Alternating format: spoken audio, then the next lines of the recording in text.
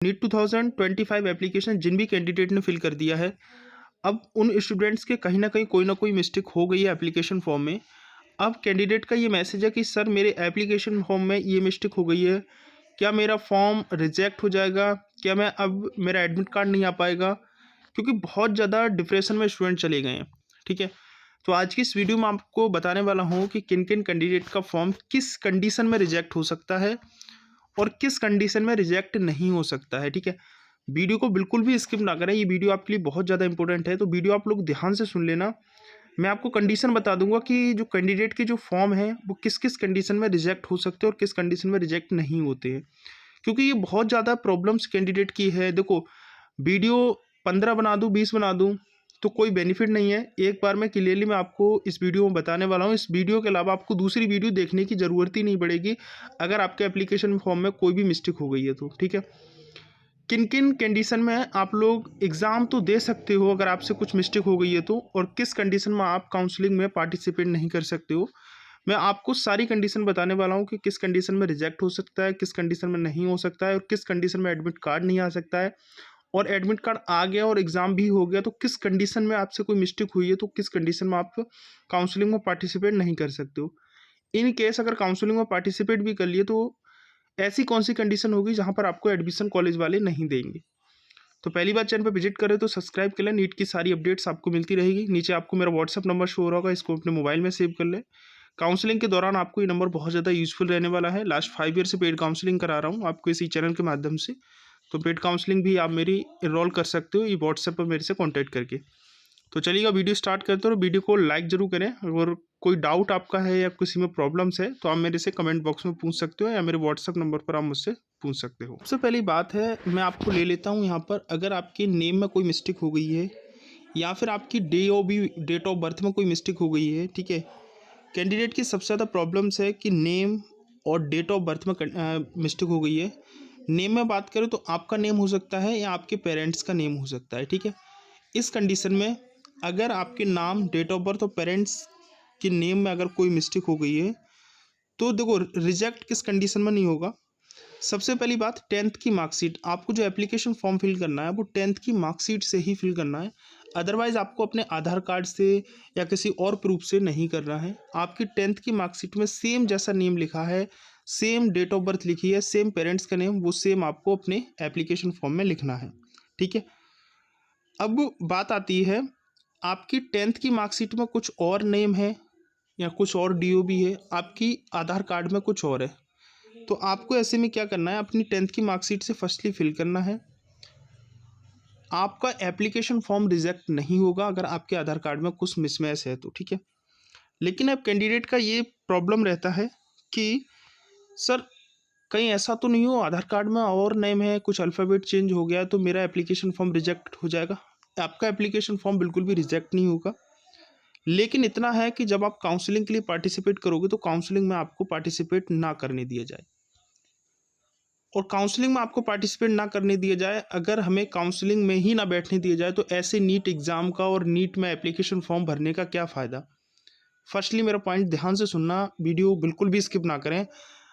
क्या फ़ायदा उस एप्लीकेशन फॉर्म का अगर हमको काउंसलिंग में पार्टिसिपेट ना करने दिया जाए, एडमिशन ना हो हमारा। ठीक है, रुकावट आ सकती है आपकी कहाँ पर, अगर आपके आधार कार्ड और 10th की मार्कशीट में सेम जो डिटेल आपने फिल की है वो सेम नहीं है तो या तो आपको काउंसलिंग से बाहर कर सकते हैं या फिर एडमिशन में आपको दिक्कत कर सकते हैं, एडमिशन ना देने दिया जाए। क्योंकि जब एडमिशन होगा तो हर कॉलेज के अलग अलग रूल्स होते हैं, तो कॉलेज में प्रॉब्लम करेंगे, बहुत बारीकी से चेक करते हैं। मेरे पास आज एक कैंडिडेट का कॉल आता है, वो मेरे से बोलता है कि सर 10th की मार्कशीट में मेरा कुछ एक अल्फ़ाबेट चेंज है, आधार कार्ड में कुछ और है। 10th की मार्कशीट में जो है वो थोड़ा गलत है और आधार कार्ड में है जो वो बिल्कुल सही है। ठीक है, मैंने फॉर्म जो फिल किया वो 10th की मार्कशीट से फिल किया है। मैंने उसको बोला कि अपने आधार कार्ड को करेक्शन करा लें, तो मेरे को बोलता है कि सर आप मेरे आधार कार्ड को गलत कराने, मेरा नाम गलत कराने के लिए बोल रहे हो कि मेरा आधार कार्ड में नाम सही है और आप कह रहे हो कि आप आधार कार्ड से गलत करा लें।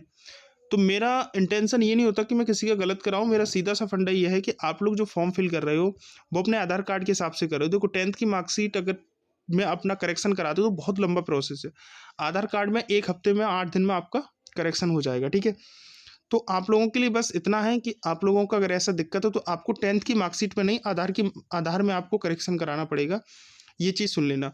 मैं फिर से रिपीट कर रहा हूँ, नेम डीओबी पेरेंट्स की नेम में कुछ गलत है तो 10th की मार्कशीट से बना कुछ आधार कार्ड में आपको करेक्शन करा लेना है। अगर कुछ दिक्कत है, फॉर्म आपका रिजेक्ट नहीं होगा, काउंसलिंग में आपको दिक्कत आ सकती है ऐसे में, ठीक है। अब बात आती है कि कुछ ऐसे कैंडिडेट होंगे जो मतलब मेरे को ब्लेम भी कर सकते हैं कि भाई सर ऐसा नहीं ऐसा है। तो हालांकि एनटी ने अपने प्रोस्पेक्टर में ये बोला है कि आपको अपने 10th की मार्कशीट से ही फॉर्म को फिल करना है, ठीक है। अब बात आती है कि सर इंक वाली बात आ जाती है कि आपने मान लो कि साइन और थंब इम्प्रेशन वगैरह की हम बात कर लेते हैं, ठीक है। या फिर ऐसी बात कर लेते हैं कि आपने जो साइन किया होगा, ठीक है, वो साइन आपने लाल पीले गुलाबी किसी भी कलर के पेन से कर दिया है, कोई दिक्कत नहीं है, ठीक है। मतलब मैं आपको बता रहा हूँ। और दूसरा, आपने साइन की जगह अपना पूरा नेम लिख दिया, कोई दिक्कत नहीं है। किसी भी इंक से आपने साइन कर दिया, कोई दिक्कत नहीं है, ठीक है। आपने अपने साइन कैपिटल लेटर में लिख दिए, स्मॉल लेटर में कर दिया, कोई दिक्कत नहीं है। कैसे भी कर दो आप, कुछ भी कर दो, कोई दिक्कत नहीं है। लाइन खींच देना, आपका फॉर्म सबमिट हो जाएगा, ठीक है। दिक्कत कहाँ आ सकती है, कुछ और आपने अपलोड कर दिया है, ठीक है, किसी और के साइन अपलोड कर दिए हैं, तो रिजेक्ट तो आपका एप्लीकेशन फॉर्म नहीं होगा, लेकिन प्रॉब्लम्स आ जाएगी। और आपने कुछ गलत कर दिया है, देखो भी रेड पेन से साइन नहीं होते। फर्स्टली आप स्टूडेंट हैं, अगर आपने ऐसा कुछ गलती किया है, करेक्शन विंडो ओपन होगी, आप उसको करेक्शन कर लें, ठीक है। किसी भी इंक से किया है, सीधा नाम लिख दिया, कोई दिक्कत नहीं। आपका नेम होना चाहिए, किसी और का नाम मत लिख देना, बस इतना करना, ठीक है।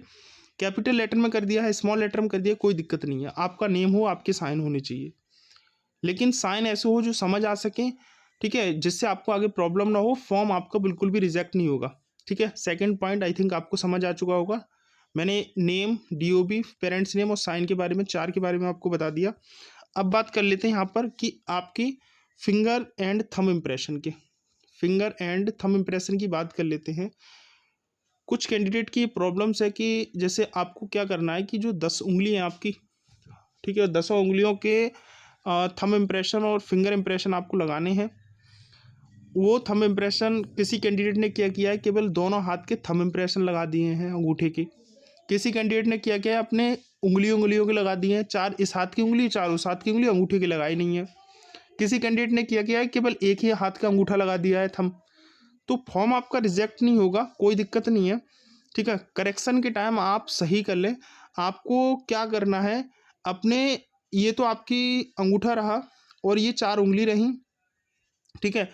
दूसरे हाथ का राइट हैंड साइड का ये अंगूठा रहा और 4 ये उंगली रही, ठीक है। तो आपको एक ही पेज पर, राइट, एक ही पेज पर आपको क्या करना है, अपने थंब इम्प्रेशन, फिंगर इम्प्रेशन को लगाना है और उसको अपलोड करना है।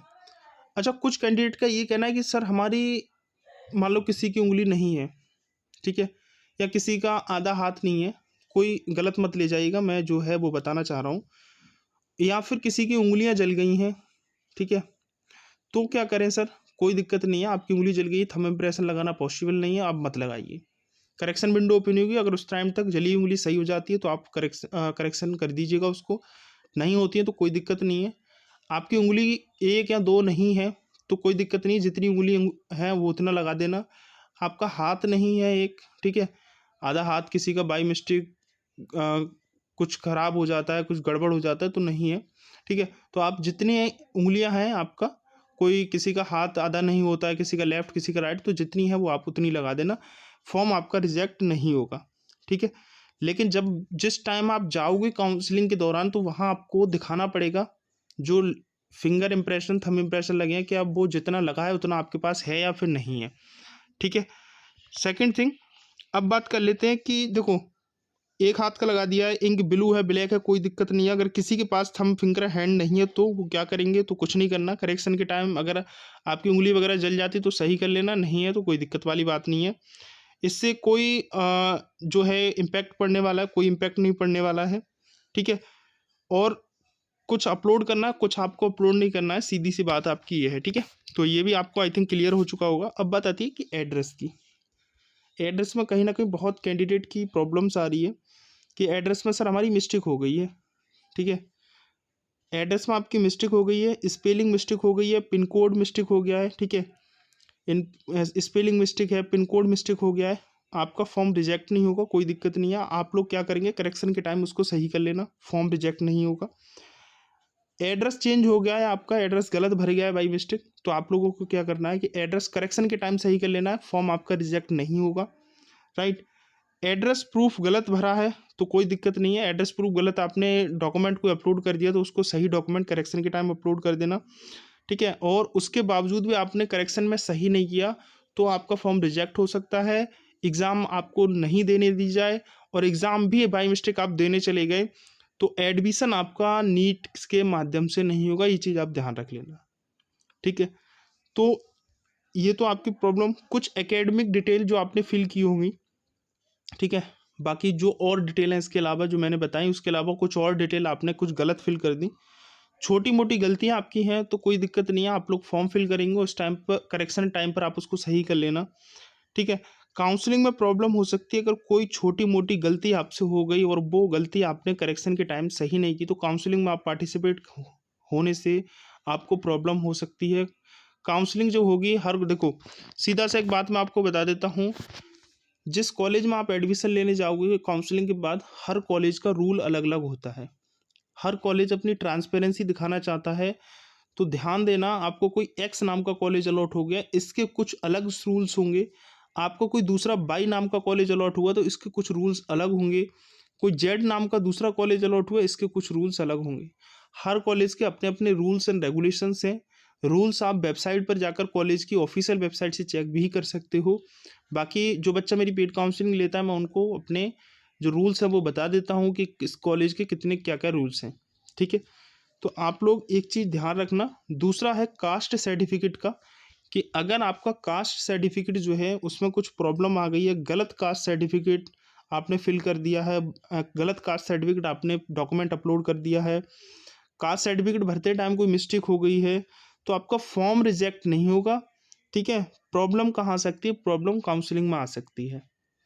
आपने बाई मिस्टेक जर्नल फिल कर दिया है, 1700 रुपये आपको देने पड़े होंगे, आपकी cast SC ST OBC EWS है, तो आप लोग करेक्शन के टाइम उसको सही कर लेंगे। आपकी कास्ट अभी SC या ST फिल हो गई है, जनरल की कैटेगरी आपकी है, आपके पास सर्टिफिकेट नहीं है, तो आप करेक्शन के टाइम जनरल फिल कर देंगे, ठीक है। सीधा सा फंडा ये है कि मैं आपको 100 बात की एक बात यहाँ बता देता हूँ, ईमेल आईडी और मोबाइल नंबर को छोड़कर हर उस जो भी आपके पास आपने फिल किया है वो सारा कुछ आप चेंज कर सकते हो, केवल ईमेल मोबाइल नंबर को चेंज नहीं कर सकते, बाकी सब कुछ चेंज कर सकते हो, डॉक्यूमेंट सारी डिटेल सारा कुछ फिल कर किया है आपने, सारा चेंज कर सकते हो, ठीक है। तो आई थिंक आपको समझ आ चुका होगा। इसके अलावा आपको, मुझे लगता है कि दूसरी वीडियो देखने की कोई आवश्यकता भी नहीं पड़ेगी, और इसके अलावा आपको लगता है कि वीडियो देखनी पड़ेगी तो आप मेरे व्हाट्सएप पर मुझसे व्हाट्सएप मैसेज कर सकते हो या कमेंट में कमेंट कर सकते हो, ठीक है। क्योंकि मैंने सारा कुछ 100 बात की एक बात बता दी, ईमेल मोबाइल को छोड़ करके आप सारा कुछ चेंज कर सकते हो अपने फॉर्म में, जब 9 मार्च से लेकर के 11 मार्च के बीच करेक्शन विंडो ओपन होगी उस टाइम पर।